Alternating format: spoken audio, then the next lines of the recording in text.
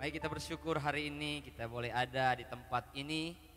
Saya percaya bahwa setiap momentum beribadah yang Tuhan izinkan kita alami bisa menjadi momentum kita bisa alami dan berjumpa dengan Tuhan yang bisa menjadi modal dalam hidup kita untuk kita terus dipulihkan. Dan saya percaya di hadirat Tuhan kita belajar menikmati hadirat Tuhan.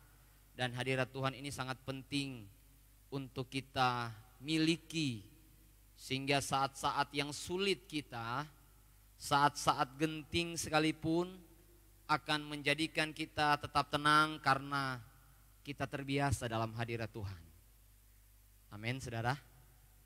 Jadi hadirat Tuhan yang kita rasakan walaupun mungkin cuma 1-2 jam di tempat ini, kalau kita serius, kita sungguh-sungguh, ini bisa menjadi kesempatan kita boleh mengalami Tuhan secara pribadi dan mengalami damai sejahtera yang penuh yang berasal dari Tuhan. Hari ini saudara, saya akan ajak kita bersama-sama kembali belajar kebenaran firman Tuhan berkaitan dengan tema yang Tuhan tetapkan bagi gereja ini, yaitu di tahun ini adalah tahun pemulihan, saudara. Kita sudah dalam seri yang ketiga belajar tentang tahun pemulihan ini. Dan yang bagian ketiga ini kita akan belajar bersama-sama tentang restoration journey atau bicara tentang perjalanan pemulihan yang merupakan rancangan Tuhan yang Tuhan tetapkan untuk kita alami dan yang harus terjadi dalam hidup kita, saudara. Yeremia pasal 29 ayat 11 hingga ayatnya yang ke-14. Yeremia pasal yang ke-29 ayat yang ke-11 hingga ayatnya yang ke-14. Kita belajar dari tulisan Nabi Yeremia berkaitan dengan pemulihan yang Tuhan akan kerjakan bagi kita di tahun ini, saudara. Sudah dapat katakan amin. Mari kita akan baca bersama-sama Yeremia 29 ayat 11 hingga ayat yang ke-14. Bersama-sama kita membaca dengan bersuara 2-3 mulai. Sebab aku ini mengetahui rancangan-rancangan apa yang ada padaku mengenai kamu. Demikianlah firman Tuhan, yaitu rancangan damai sejahtera dan bukan rancangan kecelakaan, untuk memberikan kepadamu hari depan yang penuh harapan.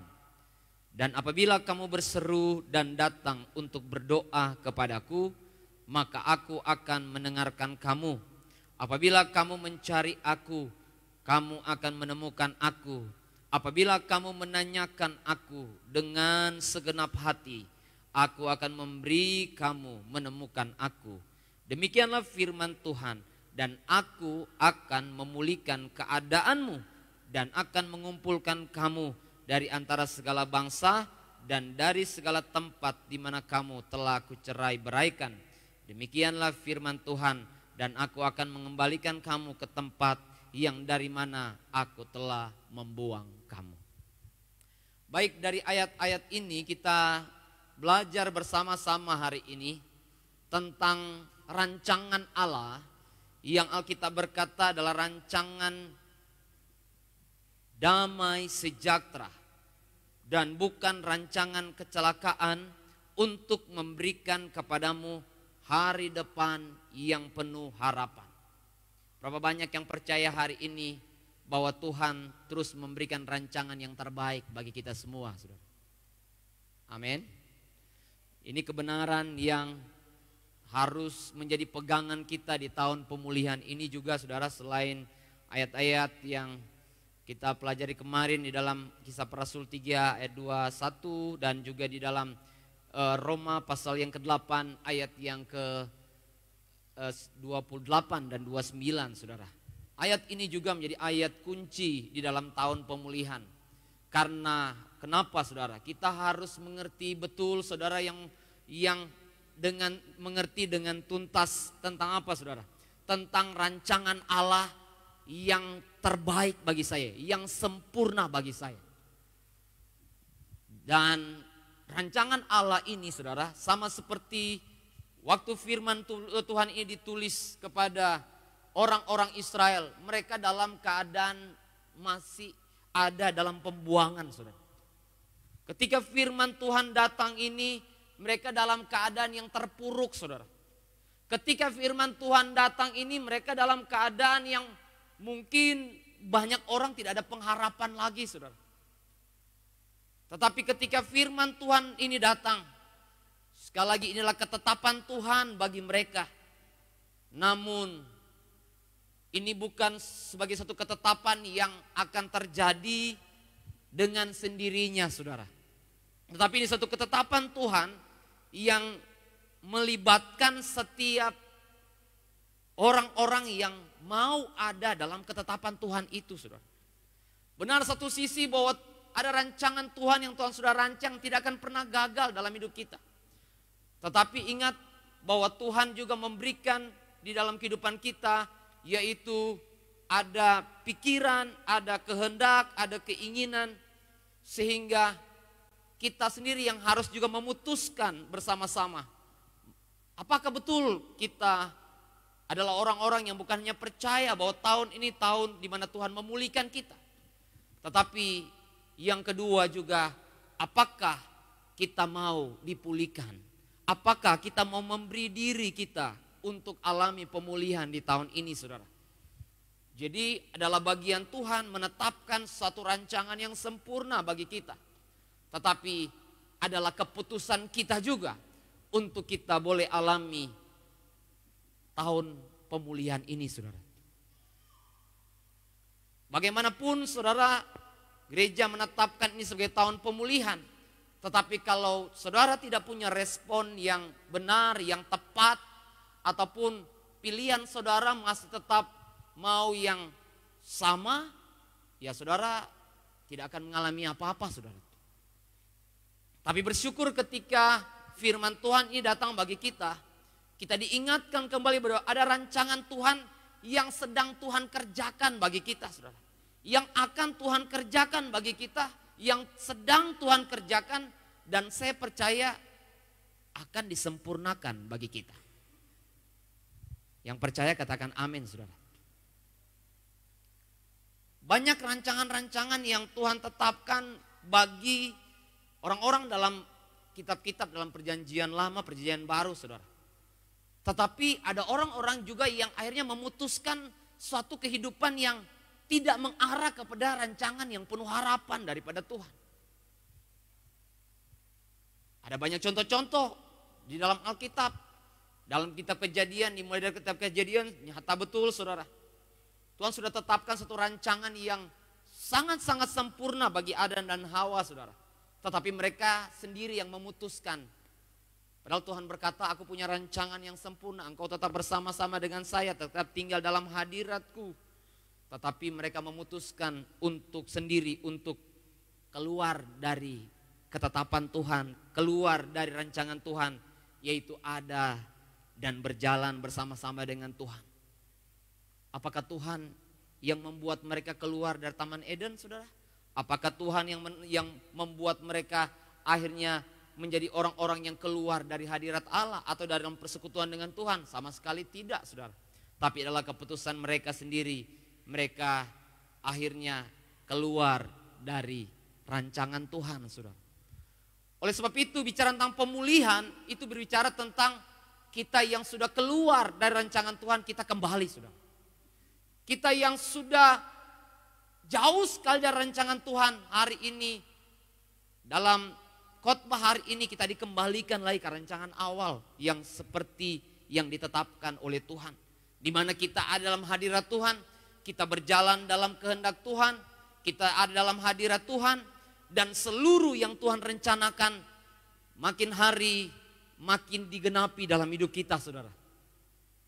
Ada rancangan yang Tuhan tetapkan bagi kita bahwa hidup kita pada akhirnya menjadi hidup yang bukan saja memuliakan Tuhan, tinggal dalam damai, sukacita, tetapi Tuhan berkata bahwa kita juga mewarisi karakter-karakter Kristus yang terjadi, yang kita alami, dan pada akhirnya hidup kita menjadi berkat buat orang lain. Makanya hari ini kita akan belajar bersama-sama saudara, paling tidak berbicara tentang perjalanan pemulihan yang Tuhan rancangkan bagi kita saudara. Saya ajak kita melihat ada bacaan yang lain di dalam Matius pasal yang ke-14 saudara. Matius pasal yang ke-14.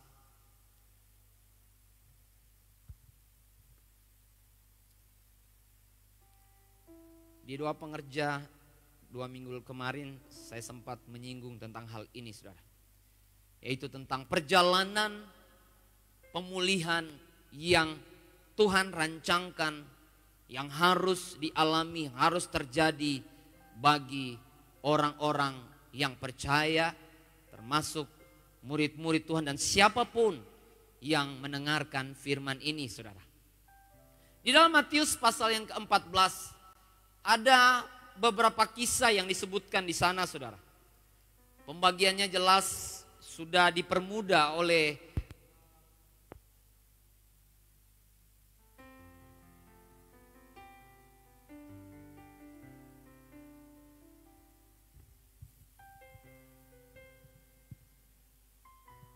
Oke, baik. Pembagiannya tentang perjalanan ini di dalam Matius pasal 14 ini telah saya berkata dipermudah untuk kita bisa mengerti. Mari saya langsung ajak kita untuk belajar bersama-sama saudara. Di dalam perjalanan pemulihan yang Tuhan akan dan sedang kerjakan dalam hidup kita dan akan Tuhan sempurnakan dalam hidup kita, beriringan dengan respon kita dan bagaimana kita menjalankan juga apa yang menjadi tanggung jawab kita, respon iman kita dan bahkan respon ketaatan kita kepada Tuhan saudara. Di dalam ayat yang ke-14 sampai di ayat yang pertama sampai ayat yang ke-12 saudara, kita menemukan di sana ada bagian yang penting sekali berkaitan dengan ada kisah di sini adalah kisah tentang Yohanes Pembaptis dibunuh saudara. Kisah ini tidak serta-merta ada di situ saudara, tetapi ini akan berbicara jelas tentang kisah atau perjalanan pemulihan yang pertama yang Tuhan nyatakan bagi kita saudara. Kalau dalam kisah ini jelas disebutkan bahwa ada kisah tentang seorang yang adalah utusan Tuhan, yang adalah bukan hanya pengikut Kristus tapi utusan Tuhan, orang spesialnya Tuhan saudara. Saudara nanti baca di rumah saudara, saya tidak akan baca ayat ini secara menyeluruh, tapi saudara perhatikan di ayat yang pertama sampai yang ke-12 ini.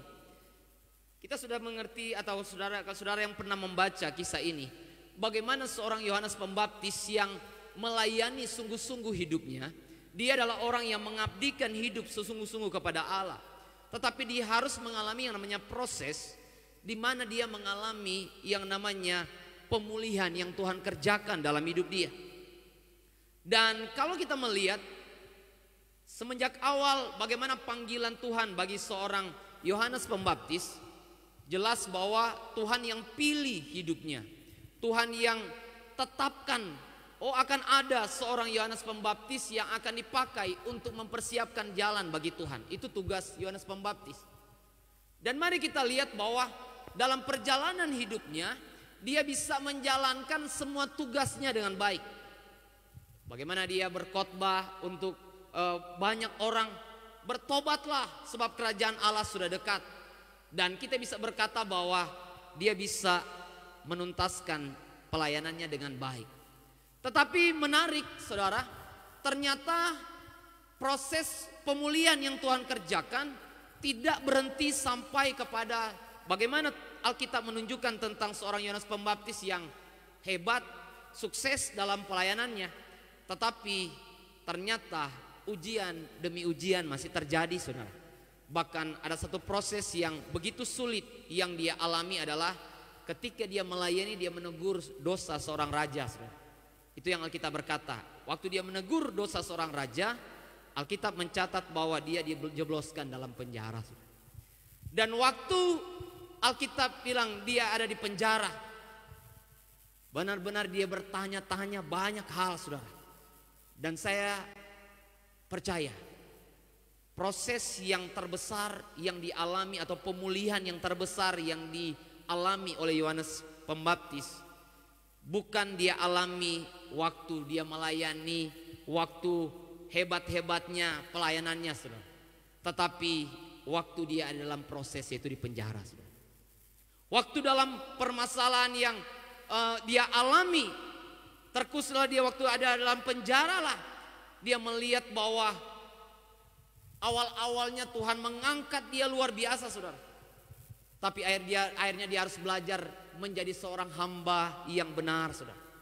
Hamba yang harus mengutamakan Tuhan, hamba yang harus bukan hanya tetap percaya kepada Tuhan, tetapi dia harus belajar setia sampai terakhir, saudara. Dan saya percaya ini satu pembelajaran yang sangat penting sekali diangkat dalam konteks yang pertama, itu untuk murid-murid, saudara. Ternyata murid-murid bisa belajar banyak hal dari seorang Yohanes Pembaptis. Siapa yang tidak kenal Yohanes Pembaptis waktu itu? Sehingga perjalanan pemulihan yang pertama harus dialami oleh murid-murid, di mana mereka melihat seorang yang sungguh-sungguh mengabdikan hidup kepada Tuhan, mengalami proses pemulihan, proses di mana dia mengalami kerendahan hati yang benar, saudara. Di tengah-tengah banyak orang yang mengagungkan dia, di tengah-tengah banyak orang yang kagum kepada dia, saudara, yang bisa cenderung membuat seorang Yohanes Pembaptis ini ada di atas angin, saudara. Dan bisa jadi kita bisa lihat bahwa seorang yang seperti Yohanes Pembaptis bisa saja jatuh, saudara, dalam kesombongan. Tetapi kita lihat bahwa Tuhan hendak diamkan semua itu, saudara. Dia harus mengalami satu proses di mana dia belajar rendah hati yang sejati, saudara. Dia sudah belajar tentang rendah hati lewat bagaimana Tuhan mengangkat hidupnya. Tetapi rendah hati yang sejati dia dapatkan ketika ada satu proses kesulitan yang dia alami, saudara. Berapa banyak dari kita terkadang kita mengalami yang namanya belajar rendah hati dari semua berkat yang Tuhan berikan, lulus, saudara. Tetapi Tuhan masih tapakan proses hati kita yang rendah hati ini dengan cara mungkin izinkan kita mengalami masalah dan kita tetap belajar, tetap rendah hati, saudara. Bukannya tetap percaya kepada Tuhan, tapi tetap rendah hati di hadapan Tuhan. Tetap menghargai Tuhan, tetap menghormati Tuhan. Enggak fokus kepada masalah, tapi fokus kepada Tuhan, saudara. Dan ini merupakan proses yang sangat-sangat sulit dan tidak banyak orang jatuh juga di sini, saudara. Tetapi proses ini ternyata ketika kita belajar dan ketika Tuhan menyampaikan ini adalah proses untuk setiap murid-murid yang ada. Murid-murid awal, saudara, mendapatkan pelajaran yang sangat penting. Demikian di tahun pemulihan ini, kita nanti akan diperlihatkan sama Tuhan banyak orang-orang yang mengalami pemulihan dalam hidup mereka. Dan saya percaya kita tidak perlu alami seperti apa yang orang lain alami, tapi paling tidak kita belajar dari peristiwa-peristiwa yang orang lain alami dan bagaimana mereka akhirnya mengalami kemenangan dalam artian pemulihan terjadi dalam hidup mereka, saudara. Jadi Tuhan menyuruh murid-murid, ayo belajar dari Yohanes Pembaptis. Bagaimana Tuhan memulihkan segalanya dalam hidup dia. Dan bagaimana dia mengalami pemulihan yang utama, yaitu pemulihan hati, pemulihan karakter dalam hidup dia. Dalam berbagai situasi yang dia alami, baik situasi promosi maupun situasi mungkin direndahkan, situasi di mana dia mengalami penurunan, saudara. Dan bagaimana kesetiaan dia sampai akhir. Jadi hari-hari ini Tuhan akan mengajar kita tentang pemulihan berkaca dari masalah yang dialami oleh orang lain, saudara. Saya bisa belajar dari misalkan proses yang dialami oleh Ibu Mary, bisa. Bagaimana proses-proses dia Misalkan belajar setia kepada Tuhan, setia melayani Tuhan. Kita bisa belajar saudara dari orang-orang yang lain yang mungkin mengalami kebangkrutan dalam usahanya. Tidak perlu kita bangkrut untuk kita belajar saudara. Tapi ada orang-orang juga, saya harus alami bangkrut dulu biar saya tahu, baru saya belajar saudara. Tidak usah seperti itu saudara. Yang setuju katakan amin saudara. Kalau yang dialami oleh Yohanes, tidak perlu kan dialami oleh murid-murid, betul tidak? Masa mereka harus alami dipancung dulu baru belajar? Oh begitu loh. Tidak perlu ya. Yang setuju katakan amin saudara. Kita tidak perlu mengalami yang namanya misalkan perceraian baru kita belajar. Oh ternyata harus sungguh-sungguh, harus setia ya. Tidak perlu saudara, tapi kita belajar dari peristiwa yang dialami orang-orang lain. Kita belajar dari mereka dan saya percaya bahwa pemulihan bisa kita alami. Tidak perlu kita alami sendiri. Orang lain alami, kita belajar, kita ambil hikmatnya dan kita belajar untuk kita juga dalam hidup kita. Mari kita berubah saudara. Kalau perceraian disebabkan oleh istri karena kata-katanya talebe terus saudara, kita tidak usah kita alami lagi saudara. Kalau perceraian disebabkan karena perselingkuhan, tidak usah lagi kita lagi yang harus mulai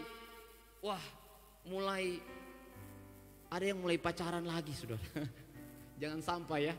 Saya percaya bahwa semua pasangan-pasangan yang sudah menikah di tempat ini setia dengan pasangan kita. Katakan amin. Jangan sampai sudah menikah masih pacaran lagi saudara. Ada orang yang sudah menikah masih kontek-kontek dengan yang lama lagi. Dan akhirnya banyak yang keluarga hancur saudara. Tapi hari ini saya tahu bahwa kita adalah orang-orang yang mengerti bagaimana kelemahan-kelemahan kita dan kita belajar dari kehancuran orang lain, kejatuhan orang lain, dan bagaimana juga bukan hanya sampai kejatuhan mereka, tapi kita belajar dari kebangkitan mereka. Kalau saudara perhatikan di dalam bacaan firman Tuhan 1 Korintus pasal 10 ayat yang ke-11, boleh ditunjukkan kalau ada. 1 Korintus pasal yang ke-10 ayat yang ke-11. Ketika Tuhan memerintahkan semua orang termasuk saya dan saudara. Ayat ini berkata begini, semua ini telah menimpa mereka sebagai contoh dan dituliskan untuk menjadi peringatan bagi kita yang hidup pada waktu di mana zaman akhir telah tiba saudara. Dikatakan bahwa menimpa mereka sebagai contoh yang dituliskan bagi kita supaya kita jangan alami lagi saudara. Kalau saudara mundur sedikit dari ayat, mungkin dari ayat yang pertama sampai ayat yang ke-10, saudara bisa melihat bagaimana mereka hidup dan mereka akhirnya dimatikan sama Tuhan saudara. Jadi proses yang sulit yang mereka alami, bahkan proses sampai kepada kematian yang mereka alami, dampak yang buruk yang mereka alami, biarlah itu menjadi pembelajaran saja buat kita. Kita belajar, ambil maknanya, dan kita tahu apa yang Tuhan mau bagi orang-orang Israel yang mati di padang gurun ini. Yang beda sekali nasib mereka dengan dua pengintai yang sungguh-sungguh percaya kepada Tuhan. Misalnya dengan Kaleb dan Yosua saudara. Sangat beda prosesnya. Kita bukan hanya belajar dari seorang Kaleb dan Yosua saja, bagaimana mereka tetap setia, percaya kepada rancangan Tuhan dan tetap berjalan dalam rancangan Tuhan. Tapi kita juga belajar dari orang-orang yang tidak masuk tanah Kanaan, mati, tidak sampai menggenapi rencana Tuhan saudara. Supaya kita hari-hari ini disadarkan saudara. Supaya belajar, berhikmat, hati-hati, nggak usah coba lagi saudara. Jangan ya coba-coba saudara. Apalagi sudah berkaitan dengan kematian kekal saudara, atau kematian yang bisa kita alami, saudara. Kehancuran yang bisa kita alami. Seperti saya katakan tadi, sudah tahu selingkuh itu pasti bahaya, saudara. Jangan coba-coba lagi ya. Dan ada banyak hal yang kita bisa pelajari di dalam apa yang dituliskan tentang Yohanes, saudara. Yohanes Pembaptis, pengalaman dia, saudara. Murid-murid diajari Tuhan, belajar dari seorang Yohanes Pembaptis. Apa yang mereka bisa pelajari, saudara? Mereka belajar tentang bagaimana tetap beriman dalam masalah apapun yang dialami, saudara. Dan belajar untuk tetap setia kepada Tuhan sampai akhir. Dan saya percaya muncul murid-murid yang akhirnya setia kepada Tuhan juga berangkat dari masalah Yohanes Pembaptis. Ending-ending kita mengetahui bahwa hampir setiap murid-murid itu bisa setia sampai akhir kecuali Yudas, saudara. Jadi hari-hari ini mari kita belajar berhikmat, minta hikmat Tuhan dalam semua peristiwa-peristiwa yang teman-teman kita alami, yang orang-orang alami, supaya kita boleh dipulihkan dengan apa yang dialami oleh orang-orang lain, saudara. Ini bagian yang pertama yang merupakan perjalanan iman atau perjalanan pemulihan yang bisa dialami oleh setiap kita, saudara. Jadi jangan sampai kita kehilangan berkat pemulihan dalam setiap peristiwa-peristiwa yang terjadi, yang dialami oleh orang lain. Kita melewatkan itu, saudara. Yang kedua, mari kita belajar, saudara. Di ayat yang tadi, saudara, dalam Matius pasal 14, ayat yang ke-13 sampai ayat yang ke-21. Ini kisah bicara tentang Yesus memberikan makan 5.000 orang. Dan saudara tahu dari mana asalnya? Pertama, mereka dalam keadaan yang sangat terjepit, tersema murid-murid. Karena apa? Sudah situasinya sudah malam hari, dan Tuhan berkata, kamu harus berikan makan orang-orang ini. Awal-awalnya kan mereka berkata, Yesus suruh pulang aja orang-orang ini. Karena apa? Wah, mereka mau nginap di mana? Dan satu yang terbersit dalam pikiran mereka, mereka makan bagaimana cara, saudara. Tetapi Yesus mengetahui pikiran mereka, dan Yesus memberikan tantangan ini, saudara. Tidak, mereka tidak perlu pulang, kamu harus berikan mereka makan. Dan dalam peristiwa ini, saudara, ada peristiwa yang sangat-sangat penting untuk juga murid-murid pelajari, saudara. Di mana mereka belajar dari situasi yang sangat-sangat mustahil, sangat-sangat tidak mungkin, saudara. Memberikan makan 5.000 orang. Ada mereka sampai berbincang-bincang, ada toko roti di mana ini yang bisa berikan makan 5.000 orang. Dalam situasi sudah malam hari, sedangkan siang hari pun orang pesan mendadak untuk 5.000 roti. Semua toko roti pasti tolak, saudara. Kecuali dia sudah siapin stok. Tapi situasi memang tidak mengizinkan untuk bisa memberikan makan secara natural, secara seharusnya, saudara. Jadi di sini Tuhan mengajari mereka satu hal yang sangat penting sekali. Dan saya percaya bahwa Tuhan dalam tahun pemulihan ini akan bergerak dalam diri kita untuk memulihkan kita dalam perjalanan yang kedua ini, saudara. Dalam area hati kita, dalam area keyakinan kita, berkaitan dengan yang terpenting adalah berkaitan dengan kekhawatiran, saudara. Tahun ini Tuhan akan memulihkan setiap hati kita yang cenderung khawatir, cenderung gelisah, saudara. Tahun ini adalah tahun yang orang berkata bahwa tahun yang belum jelas, saudara, khususnya Indonesia, karena masih menanti presiden mana yang akan memimpin, saudara. Sehingga mungkin untuk pengusaha-pengusaha yang besar cenderung menahan untuk berinvestasi, saudara. Belum jelas. Jadi di mana-mana kita bisa melihat bahwa orang melihat ketidakjelasan. Sehingga wajar pada akhirnya kita melihat bahwa orang-orang pada khawatir, orang-orang pada galau, saudara. Memulai sesuatu yang baru, khawatir, saudara. Tetapi dalam perjalanan pemulihan yang kedua seperti yang dialami oleh murid-murid, kita belajar satu hal di sini bahwa Tuhan lagi mengajari setiap murid-murid bahwa mereka harus mempercayai Tuhan. Bukan mempercayai dalam pandangan yang mungkin mempercayai Tuhan dalam sesuatu yang mereka bisa ukur, saudara. Dalam sesuatu yang mereka bisa prediksi. Tetapi mereka diajari untuk mempercayai Tuhan dalam keadaan yang mustahil sekalipun, saudara. Tahun pemulihan ini saya percaya Tuhan lagi mengajari cara kita memandang situasi, memandang masalah, memandang mungkin ekonomi kita, memandang pergumulan-pergumulan yang terjadi dalam keluarga kita dengan cara pandang yang berbeda, saudara.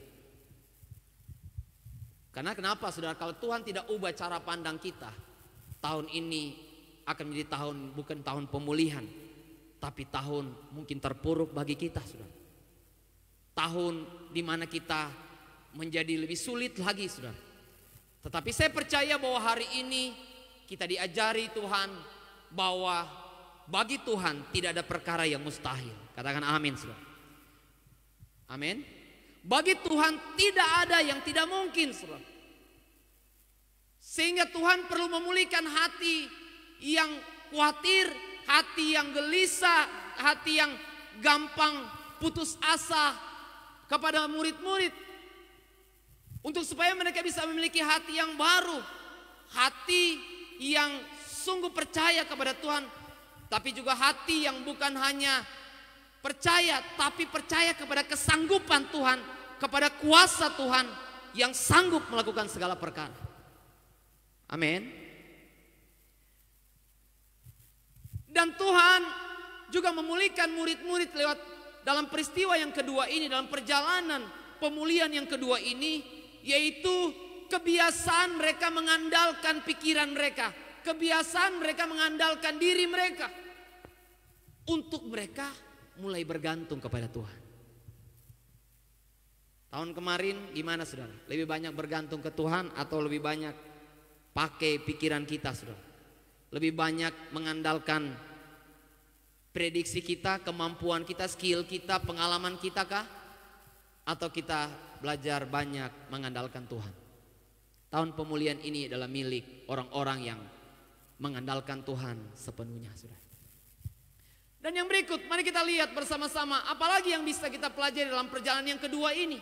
Ternyata Tuhan mengajari mereka juga bahwa ternyata murid-murid diajari tentang menjadi orang-orang yang murah hati, yang peduli, dan bahkan yang penuh kasih, saudara.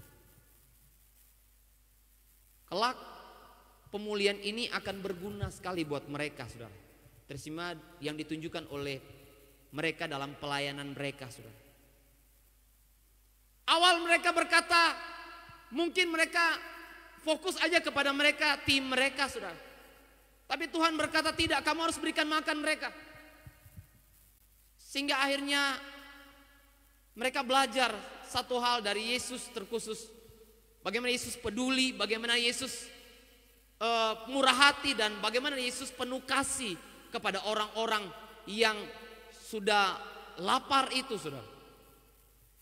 Yesus peduli dengan mereka, saudara. Dan saya percaya bahwa setiap kita akan dipulihkan hati kita menjadi hati yang peduli, hati yang mengasihi, hati yang murah hati. Karena ke depan saya percaya bahwa Tuhan pakai kita bukan hanya untuk dipulihkan, tapi dipakai oleh Tuhan untuk menjadi alat kasih Tuhan, alat kemurahan hati Tuhan, alat di mana Tuhan pakai kita untuk kita bisa peduli dengan orang lain. Yang mengerti katakan amin, saudara. Jadi tahun ini lah tahun yang egois mau dirubah semua, saudara. Orang-orang yang hanya fokus kepada diri, saudara. Orang-orang yang hanya fokus kepada masalah sendiri, saudara. Yang tanpa peduli dengan yang lain. Murid-murid mungkin masuk akal ketika mereka berkata bahwa ya kami mengalami masalah yang sama juga. Dan bagaimana kami harus peduli dengan orang-orang yang begitu banyak ini? Gimana caranya? Mengatasi permasalahan kami aja sulit.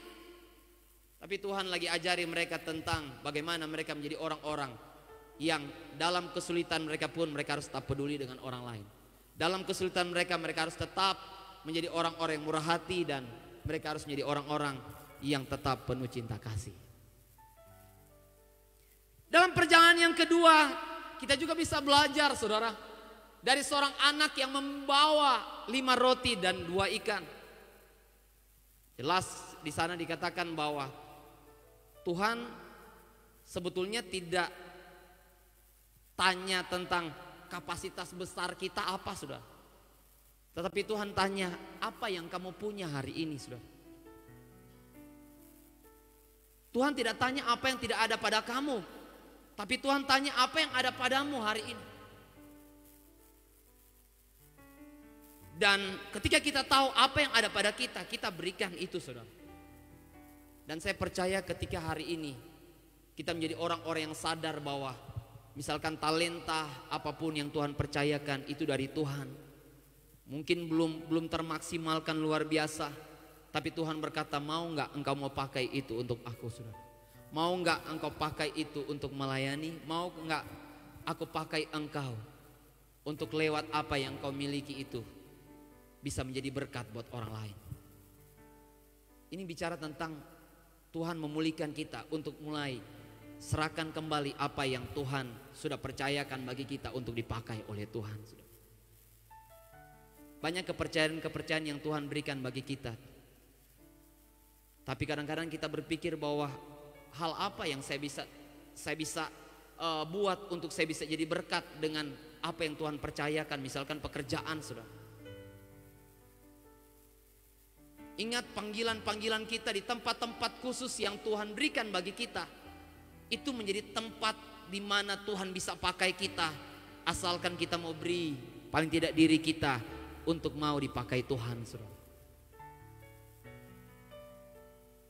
Tuhan bisa pakai kita, saudara, siapapun kita hari ini. Mungkin saudara berkata, oh saya bukan orang yang biasa pelayanan di mimbar begini.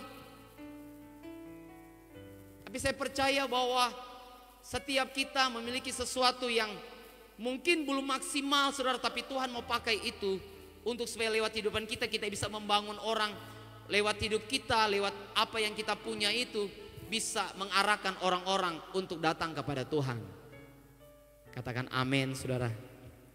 Amin.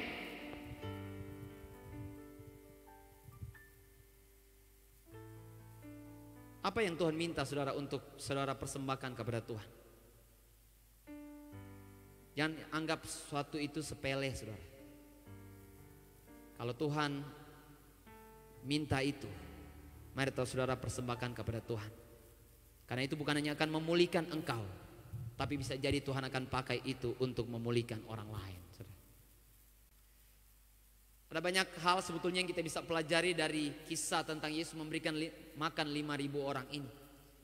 Tetapi paling tidak kita bisa menemukan dalam perjalanan murid-murid yang kedua ini, mereka bisa mendapatkan bahwa ternyata kapasitas hati mereka, bukan hanya kekhawatiran mereka, tetapi kapasitas hati mereka yang mengasihi itu dipulihkan oleh Tuhan. Tuhan perlu berurusan dengan hati mereka yang masih egois. Tuhan perlu berurusan mereka dengan situasi hati mereka yang masih tidak peduli dengan orang lain, saudara.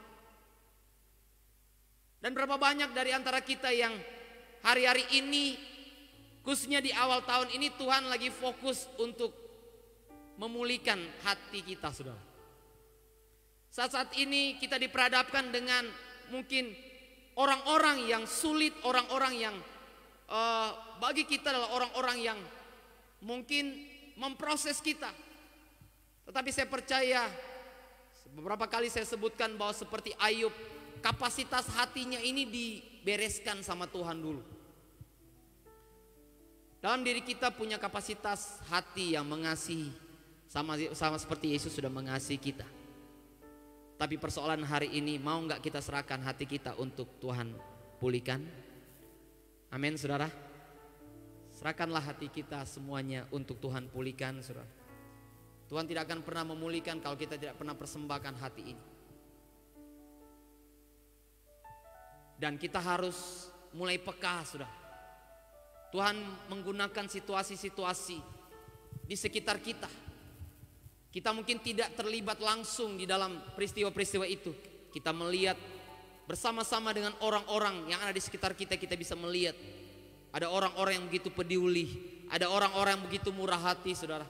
Ada orang-orang yang mau berkorban bagi orang lain saudara. Dan saya percaya bahwa kita juga ditetapkan Tuhan untuk memiliki itu saudara. Kita juga ditetapkan oleh Tuhan untuk bisa menjalani rancangan Tuhan atau rancangan pemulihan itu. Karena kita dipanggil untuk menjadi berkat buat banyak orang saudara. Lanjut saudara, kita melihat di dalam perjalanan hidup yang ketiga saudara. Area yang akan dipulihkan dalam bagian atau dalam perjalanan yang dialami oleh murid-murid pada bagian yang ketiga. Inilah kisah sekali lagi yang tidak asing bagi kita. Ini kisah bicara tentang Yesus berjalan di atas air saudara. Dan dalam kisah ini murid-murid diperintahkan Tuhan, ayo lebih dahulu pergi saudara. Dan dikatakan Yesus berdoa. Menarik dalam kisah ini bahwa waktu mereka dalam perjalanan, mungkin setengah perjalanan kalau kita bisa buat kronologinya saudara. Setengah perjalanan berarti ada di tengah-tengah saudara. Dan Alkitab mencatat terjadi badai yang tiba-tiba saudara. Badai yang tidak pernah diprediksi, badai yang tidak pernah disangka-sangka saudara. Dan saya percaya bahwa di dalam diri murid-murid ketika mereka mengalami badai itu, mereka kaget luar biasa saudara. Sehingga akhirnya orang berkata wajar, pada akhirnya mereka mengalami ketakutan luar biasa saudara. Sehingga kita belajar bersama-sama hari ini, hal apa yang Tuhan sedang mau pulihkan bagi kita hari-hari ini saudara. Kalau yang pertama kita belajar area yang pertama kekhawatiran saudara. Area yang kedua dalam perjalanan kedua kita belajar tentang area hati kita. Dan bagian ketiga adalah area tentang ketakutan saudara. Tuhan sulit memakai setiap orang-orang yang dalam hidup mereka penuh dengan ketakutan saudara. Murid-murid pada akhirnya terproses atau terpulihkan hidup mereka dari ketakutan lewat peristiwa ini saudara. Memang masih ada perjalanan berjalan di danau yang mengalami badai yang lain saudara. Tapi ini adalah perjalanan yang berikutnya yang mereka alami bahwa mereka mengalami ketakutan saudara. Tetapi kalau pertama kan jelas mereka berjalan, Yesus ada di atas perahu. Jadi saya bisa katakan ini pengalaman yang baru saudara. Karena yang pertama Yesus ada di atas perahu. Jadi ketika terjadi badai, mereka langsung bisa minta tolong Yesus saudara. Yesus kelihatan. Dan mereka tahu bahwa Yesus melihat langsung apa yang mereka alami.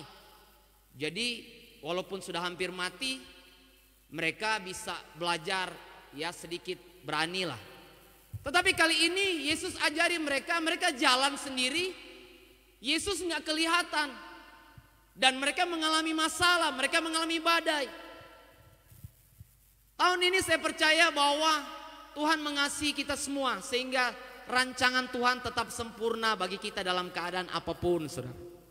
Hanya saja ada satu waktu di mana Tuhan akan ajari kita alami pemulihan dalam hal ketakutan-ketakutan yang kita miliki selama ini saudara.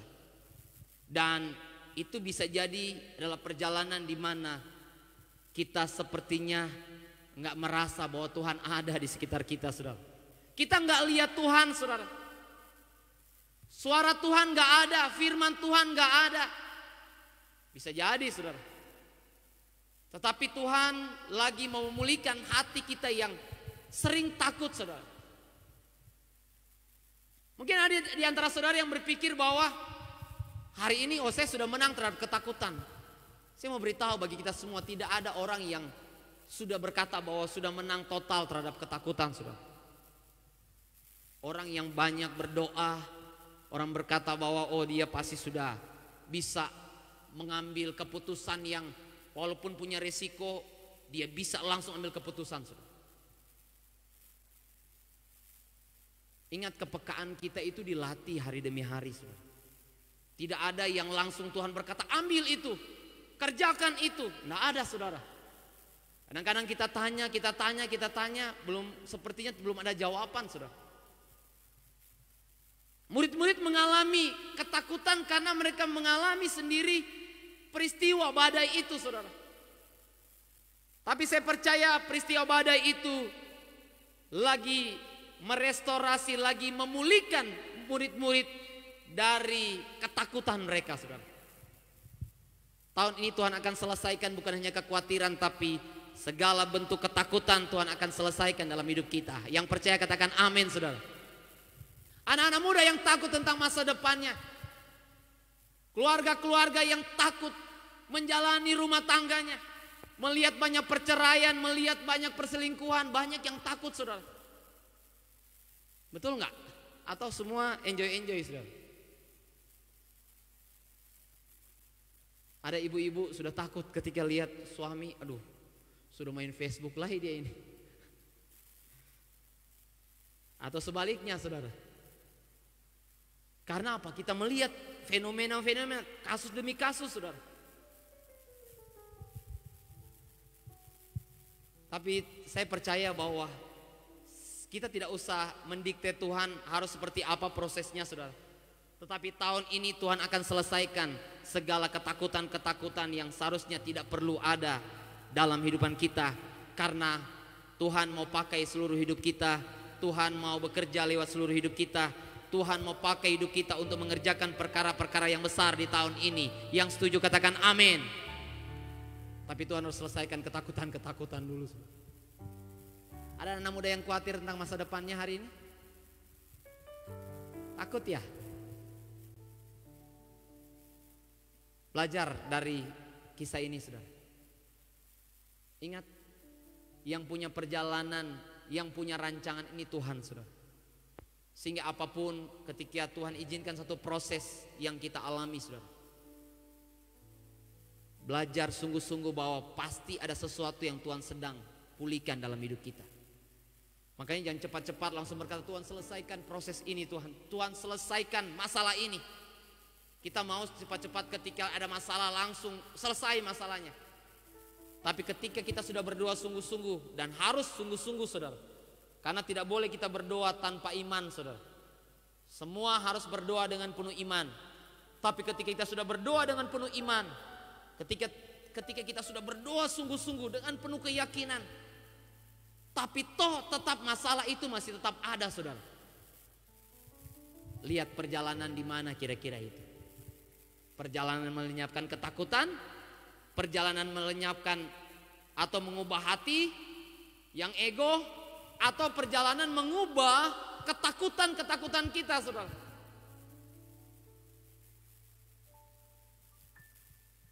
Perjalanan mengubah sandaran hidup kita. Selama ini engkau mengandalkan siapa, saudara? Biarlah masalah-masalah yang terjadi membuat kita mengerti bahwa hanya Tuhan yang bisa tolong kita, sehingga kita hanya cari Tuhan sungguh-sungguh. Katakan amin, saudara. Ada banyak masalah-masalah yang tidak bisa diselesaikan dengan pikiran kita, saudara. Pikiran kita terbatas. Tapi bersyukur kalau Tuhan izinkan itu terjadi. Karena apa?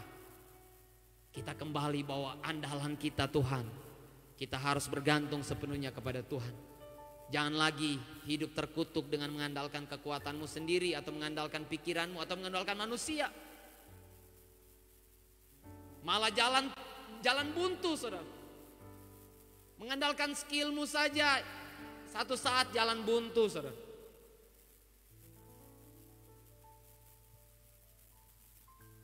Dalam perjalanan yang ketiga ini ada satu proses pemulihan yang bukan dialami semua murid. Tapi ada satu pribadi yang mengalami, saudara. Sehingga bisa jadi ini bisa menjadi satu rema bagi kita bahwa Tuhan menggunakan banyak situasi untuk mengubah kita. Situasi orang lain, situasi mungkin bersama-sama. Tapi Tuhan bisa pakai satu keadaan di mana kita bisa belajar secara pribadi, saudara. Banyak murid-murid waktu itu.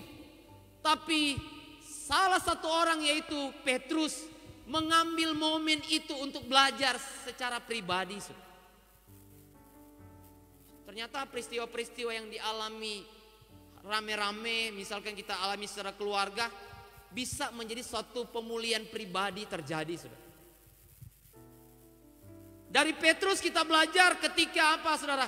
Ketika Tuhan memperkenalkan diri, belum reda badai, saudara. Badai masih mengamuk, angin masih kencang. Dan Tuhan memperkenalkan diri, dia berkata, aku ini. Badai belum berhenti, angin masih mengamuk. Tapi seorang Petrus bisa berkata, Tuhan kalau benar-benar engkau itu, aku mau pergi ke kamu. Apa yang Tuhan bilang, saudara? Apakah Tuhan berkata jangan? Tuhan berkata mari. Tuhan bilang ayo.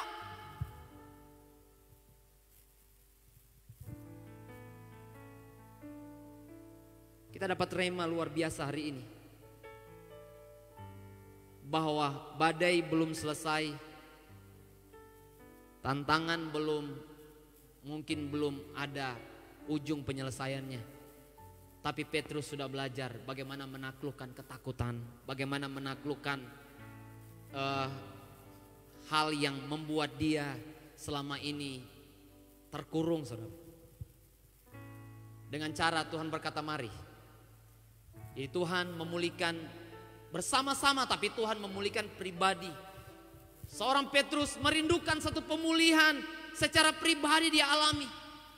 Dan benar saja, saudara, walaupun terkesan ada jatuh, tapi saya percaya bahwa waktu saat Tuhan berkata mari, Petrus sempat menang atas ketakutannya, saudara.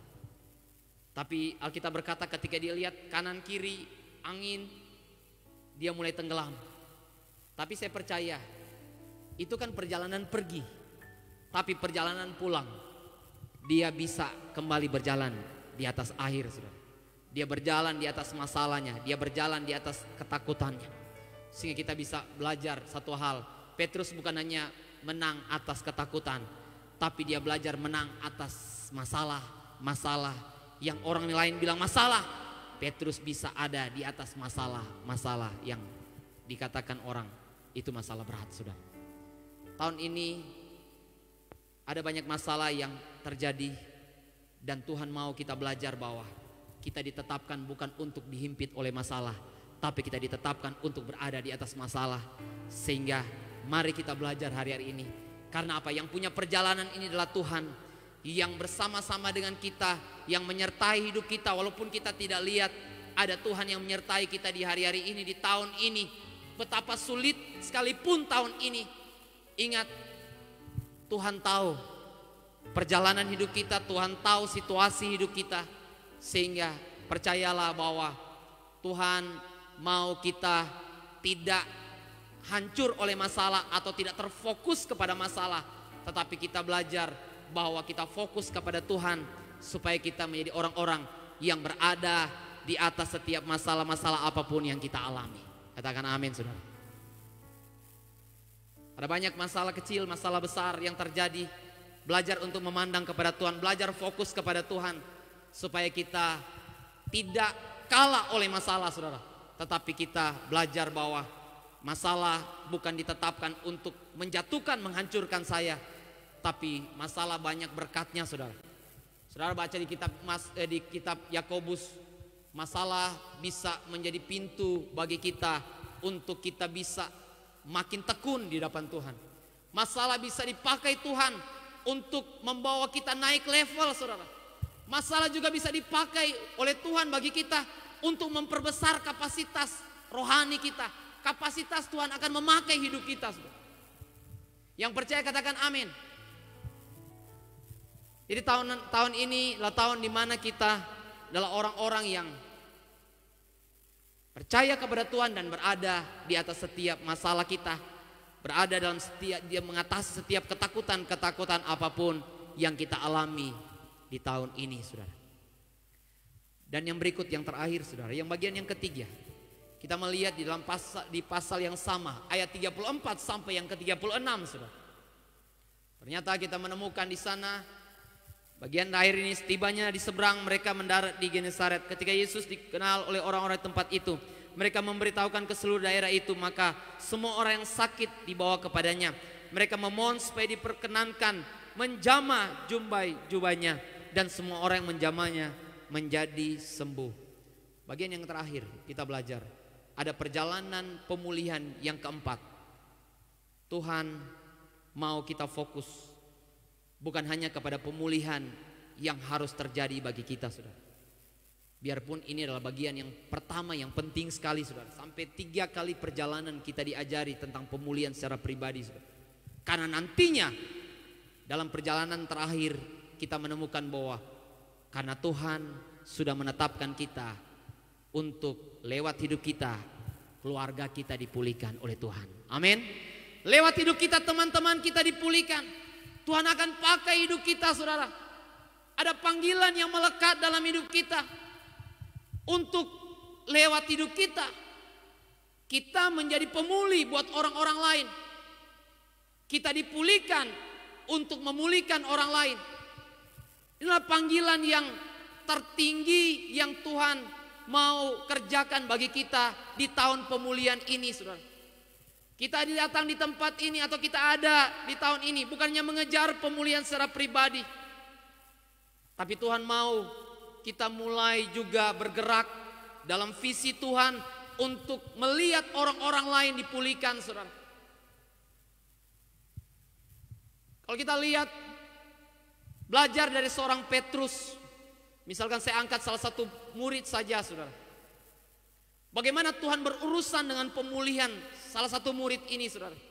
Saya sudah singgung Tuhan bagaimana memulihkan hidupnya. Sejak panggilan Tuhan dalam hidupnya sampai kepada pemulihan yang Tuhan kerjakan di ayat tadi, saudara. Ya 22 sampai ayat yang ke-33.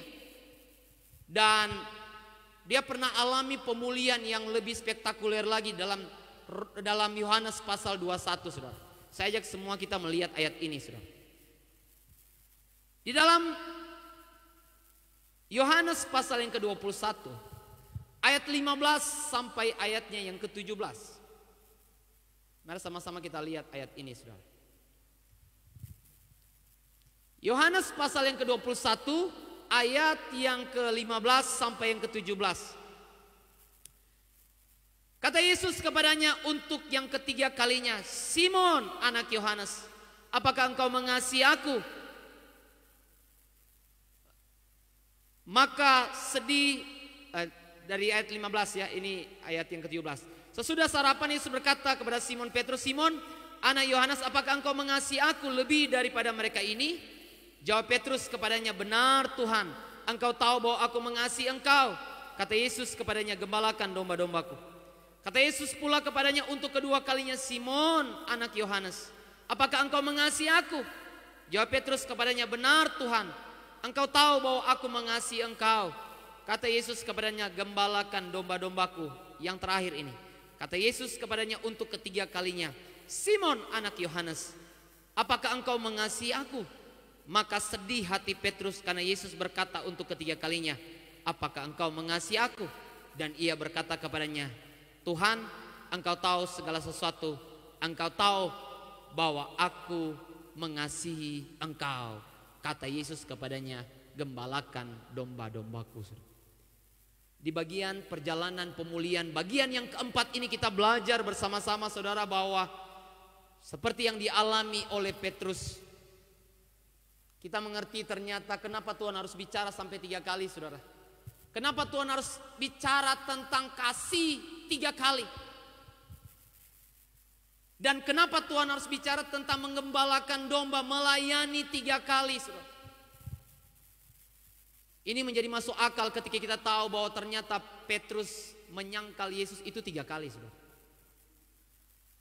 Petrus 3 kali pernah menyatakan saya mundur, saudara. Petrus 3 kali menyatakan diri bahwa saya berhenti ikut Yesus. Walaupun tidak tersebutkan begitu, ini tafsiran saya saja, saudara.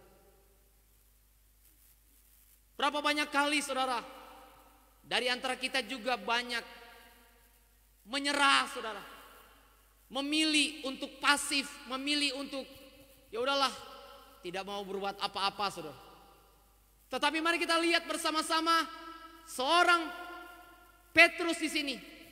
Tuhan memulihkan hatinya, kasihnya 3 kali, saudara. Untuk memulihkan hatinya secara menyeluruh ini, secara penuh ini, saudara. Tuhan perlu berurusan dengan hatinya sampai 3 kali. Ini juga menunjukkan bahwa Tuhan mau berurusan dengan hati kita berapa kali, berulang kali mungkin.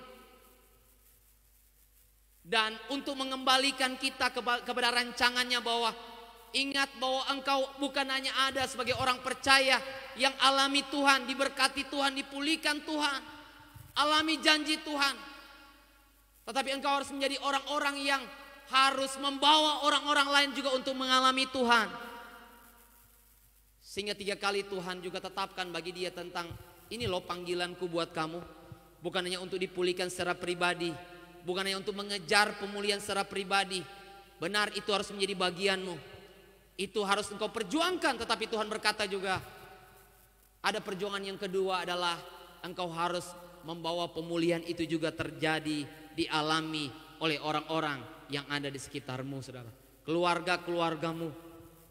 Sehingga hari ini Tuhan tidak berkata bahwa nanti kalau sudah pemulihan, sudah sempurna sekali baru kita membawa orang, saudara. Salah, saudara. Petrus belum orang yang sempurna, tetapi Tuhan sudah berikan panggilan ini. Sehingga kita pun, saudara, mari sambil kita mengejar pemulihan secara pribadi, tapi bawa orang-orang untuk alami pemulihan. Mari lihat, mari mulai peduli, saudara. Mari mulai punya hati yang mengasihi. Inginkan pemulihan keluarga kita, tapi ingin juga pemulihan orang-orang yang lain. Dan saya percaya bahwa Tuhan mengasihi bukan hanya kita. Sehingga dia bukan hanya ingin memulihkan kita, tapi dia ingin memulihkan semua keluarga kita. Amin, saudara.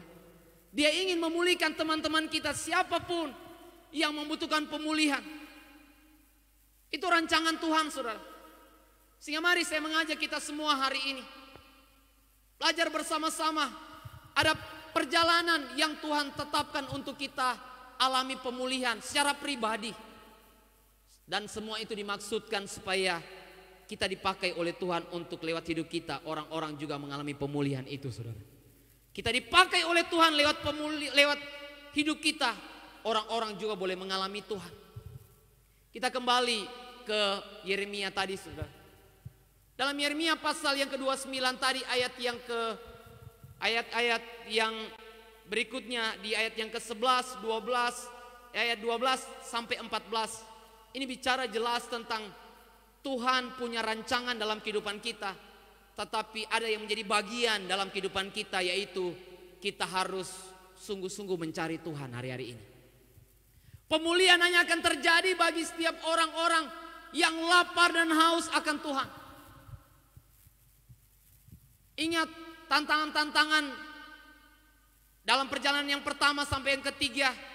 Kalau kita tidak dekat dengan Tuhan, kalau kita tidak tinggal dengan Tuhan, tidak selalu mau alami hadirat Tuhan, saya percaya bahwa tantangan-tantangan tadi, masalah-masalah tadi tidak akan mengerjakan pemulihan, saudara. Mungkin bisa saja ketakutan lebih, bisa saja kekhawatiran lebih. Sehingga tahun ini orang-orang yang alami pemulihan adalah orang-orang yang lapar dan haus akan Tuhan, yang selalu rindu akan Tuhan. Alkitab berkata bahwa barang siapa mencari aku, dia akan menemukan aku. Apabila kamu menanyakan aku dengan segenap hati, aku akan memberi kamu menemukan aku. Ini jaminan firman Tuhan, saudara. Jadi tahun ini sediakan waktumu, Sengaja engkau menyediakan waktu untuk Tuhan. Karena pada akhirnya tantangan, masalah, ujian, pencobaan apapun, itu akan memulihkan kita, saudara. Jadi kalau engkau tahu kunci ini, masalah bisa jadi berkat kepada orang-orang yang dekat dengan Tuhan, saudara. Tapi kalau orang-orang yang jauh dari Tuhan, apa yang akan terjadi, saudara, dengan masalah-masalah yang mereka alami? Saya percaya bahwa sebetulnya masalah itu sudah membawa kita mendekat kepada Tuhan. Tapi juga jangan hanya karena masalah baru mendekat kepada Tuhan. Temukan Tuhan dalam masalahmu, tapi temukan Tuhan dalam keadaan-keadaan nyaman yang mungkin engkau alami juga, saudara. Karena repot kalau hanya masalah baru kita cari Tuhan, saudara. Padahal Tuhan memberikan momentum-momentum banyak untuk kita bisa mencari Tuhan, untuk menemukan Tuhan. Karena nantinya ini akan menjadi modal bagi kita untuk kita alami pemulihan dalam setiap situasi. Situasi nyaman tetap memulihkan kita, tapi juga situasi yang tidak nyaman membuat kita juga dipulihkan, saudara. Contohnya mungkin situasi promosi membuat kita, situasi masalah membuat kita belajar untuk tetap merendahkan hati di hadapan Tuhan, tetap datang kepada Tuhan. Tapi situasi promosi peninggian dari Tuhan pun harusnya membuat kita makin rendah hati di hadapan Tuhan. Makin tahu bahwa ini hanya Tuhan saja. Ini bukan saya, saudara. Sehingga hari ini kita harus perlu meyakini. Ingat, rancangan Tuhan sempurna bagi kita. Tapi rancangan Tuhan sempurna bagi orang-orang yang mencari Tuhan sungguh-sungguh. Maukah hari ini kita mau membangun hubungan yang lebih lagi di tahun pemulihan ini? Harusnya kita akan terdorong. Karena apa? Kita bukan hanya membangun diri kita, saudara, tapi kita punya panggilan untuk memulihkan orang lain. Sehingga harusnya kita akan terpanggil lebih lagi, saudara, di tahun ini untuk lebih lagi dekat dengan Tuhan. Amin, saudara. Mari kita berdiri semua, saudara. Kita akan bersama-sama meresponi firman Tuhan ini.